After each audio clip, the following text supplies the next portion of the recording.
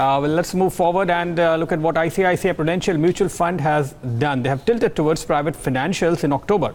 The fund increased exposure to HDFC Twins while cutting down its stake in State Bank of India. Jayesh Khilnani is standing by with what the fund has really done over the last 1 month. Over to you, Jayesh.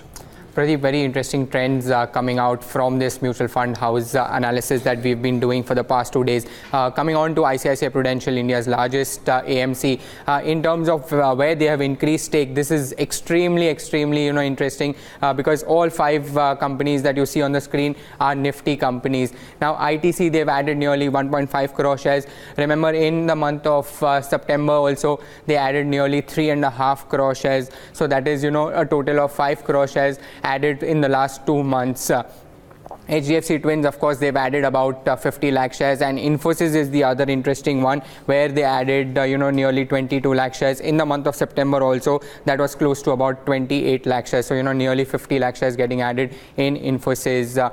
In terms of where they have decreased stake, this also has a trend. Most of these are commodity linked names. So you have Coal India where they've sold off about 1.1 crore shares. SBI is the only private sector bank. Yesterday we were analyzing Reliance Mutual Fund, and SBI featured in that list too.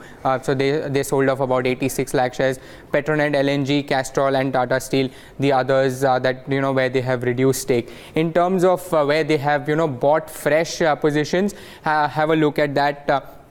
Over here, you will be able to see that the Bodal Chemicals is the one which is in focus. Yesterday, we were seeing Reliance Mutual Fund. They too have initiated position. So, some trends emerging in the specialty chemical space. NLC India, they bought about 1 crore shares, and they subscribed to Godrej Agrovet and IEX in their IPO. Bought about 7.5 lakh shares, and IEX 1 lakh shares added over there.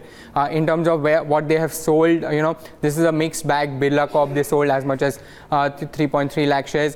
Indoco Remedies goes out, so does Bank of India and Supreme Industries. So that's the key takeaway from the ICICI Mutual Fund portfolio Rejig.